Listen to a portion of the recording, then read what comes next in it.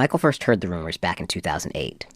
Somewhere on the outskirts of the Ukrainian city of Kharkov, there was a film shoot, a big one, on which something very strange was happening. I saw some commotion around it on Russian film blogs. Fired BAs and employees writing about how totalitarian and psychologically oppressive the set was. Coming back with basically PTSD. But then there was the other half of the crew, the ones who stayed. People who got so involved with the film's production that they moved their families there and never left. The film, a period piece about a mid-20th century Soviet scientist, was known simply as DAU. Its director, Ilya Khrzhanovsky, had only one previous title to his credit. But now, supplied with a seemingly endless amount of money from various investors, and 4 years into the production with no end in sight, Khrzhanovsky had supposedly gone mad with power, insisting that his cast and crew live full-time on an increasingly large and elaborate set, cut off from the outside world. An acquaintance of mine compared it to something out of Heart of Darkness, half joking that he expected heads on spikes around the encampment. Obviously, I was immediately interested. Michael was dead set on finding out just what exactly was going on. So he pitched his investigation as an article to GQ, booked a flight to Kharkov, and after a little bit of journalistic maneuvering, managed to score 3 days on set with Khrzhanovsky himself. I remember pulling up to the set and thinking it wasn't all that imposing or huge, looking at it from the outside, because all you see is, cardboard and 2x4s. That's when Khrzhanovsky appeared. Wearing strangely outdated clothing and spectacles, the director looked sort of like a young Albert Einstein. He would be giving Michael a personal tour of the set. But first, Michael would have to be processed. Because you were not supposed to admit that the film shoot was in fact a film shoot. Instead, everyone was operating under the notion that it's the 50s. That day it was 1952. So I needed to be made into a 1952 version of myself. They took away my clothes, they gave me a new haircut with temples shaved off, and gave me an incredibly itchy period suit, including the underwear. The one thing I was allowed to keep was my watch. I had a vintage watch from 1959, and after a pretty intense discussion, they decided it was okay to let me keep this watch from the future. Then Khrzhanovsky instructed Michael to give his freshly minted Soviet passport to a man guarding an otherwise nondescript hallway. So you go through this very narrow, birth canal of a passageway, and then a small door opens, and you just kind of tumble out onto the set itself. There, right in front of Michael, is a small Soviet city. And by city, I don't mean a movie set that looks like a city. I mean a city, straight out of 1952. There's a main square with monuments, apartments, a stadium. A working cafeteria, a working barber shop. And then, of course, there were the citizens. It was 1 a.m., and even at 1 a.m. it was huge and it was populated. There were janitors in Soviet dress sweeping the streets. There were militiamen in Soviet uniforms patrolling the perimeter, just sort of, imbuing it with some sort of crazy authenticity. And you might ask, when was he directing? And the answer is he wasn't. That whole month, the cameras weren't rolling. In other words, most of these actors weren't actually actors at all. Or if they were, they weren't acting anymore. The janitors, the barbers, those were their real jobs now. They worked and even lived on the set, whether Khrzhanovsky was shooting or not. As if to prove it, he would take Michael into structures which Michael thought were just facades, but which proved to be fully functional apartment buildings, complete with 1950s refrigerators, stocked with 1950s food, stamped with 1950s expiration dates. The detailing was truly insane. He kept insisting on flushing the toilets in each building to show me, first of all, that they were flushable, but also to point out that they made custom width pipes for the toilets because the modern pipes made the wrong sound. Like it hit the wrong note as the water descended into the bowl. Khrzhanovsky himself, at that point, seemed just sort of beside himself with glee, showing me this enormous toy he had built and was now living in. But Michael quickly realized that what got Khrzhanovsky really excited wasn't the authenticity of the set, but what the set was doing to the people living there. There was no traditional movie equipment inside. Instead, there were hidden cameras everywhere. You could film through holes in walls, you could film through holes in ceilings. There were hidden microphones and lighting fixtures, like there would actually be in the Stalin-era Russia. Their function was to create a working totalitarian surveillance society. Those policemen on the set were real prison guards, and one of their functions was to listen in on conversations and fine actors sizable fines that they actually took out of salaries for using modern conveniences or for uttering modern words. As befits Stalin's Russia, everyone, including the cafeteria workers and the barbershop workers, moonlighted as a snitch. So, if you used modern words, within minutes the guards would arrive and fine you for this. This happened to me several times, and then you looked around the room trying to figure out who the snitch was, and the answer is, as usual, everyone. The goal was clearly to create an absurd world with absurd rules, but then actually force people to follow these rules and see how fast these rules become normal. And this is something I've experienced myself. I am a Soviet child, and it's amazing how easily we accept the totalitarian society. Or, like in any totalitarian system, not just accept it, but come to embrace it.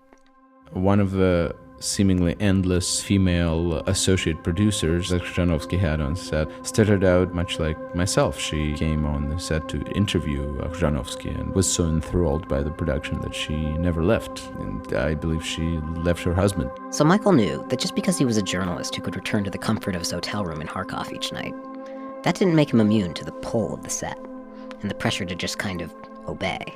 Still, he was surprised at how hard it was to resist. Because I wasn't on the set alone. I was there with Sergei Maximishin, a famous Russian photographer. And he was exactly the kind of person that Khrzhanovsky could not abide. He just basically thought the whole thing was a joke and kept kind of cracking wise about it. He, kept using forbidden words like shoot and scene and lighting and makeup. And what's interesting is that I realized that his infractions made me cringe. Every time he would say something like, shoot or lighting, I would be like, oh, God, no, shh, they're gonna find you. I got really good at putting on my period suit with the suspenders. I just started talking to this very beautiful girl who worked at the cafeteria. Her name was Olia, and at least her character's name was Olia. But she was clearly one of Khrzhanovsky's, favorites. When I asked her how long she was on set, she said she worked at the cafeteria since 1949. So for 3 years. In reality, she had been on the set for 4 months. And she invited me and the photographer over for dinner at her apartment. Her apartment was, of course, part of the set. The dinner was probably one of the most surreal experiences I've had. Everyone was trying to keep a period appropriate conversation. Olia was the one who held her facade the best. Everyone else, including Khrzhanovsky, kept slipping into anachronistic speech, and there was just no breaking her character. I sort of pulled her aside, and she pulled out her cigarette and had a smoke. The cigarette I checked was, of course, a period-appropriate Soviet cigarette. I asked her if she wants to be an actress. She would have none of it. I said, no, why? I want to be a scientist. And she was just sort of perfect. And at some point she pulled me aside and showed me her room. There was this atonal cello music being piped in everywhere the whole night through these pole-mounted speakers. I noticed that it was clearly audible in the room, and I asked her if it annoys her, and she said, "No, I love it. Sometimes I sleep with the window open." It was a strange, disturbing, and somewhat erotic moment. She asked me to come back and see her tomorrow alone. And when a pretty girl asks you to come see her alone, you consider it for a second. But I realized that as irresistible as I may think I am, she was clearly acting on Khrzhanovsky's orders to see if I can be quite literally seduced into staying on set.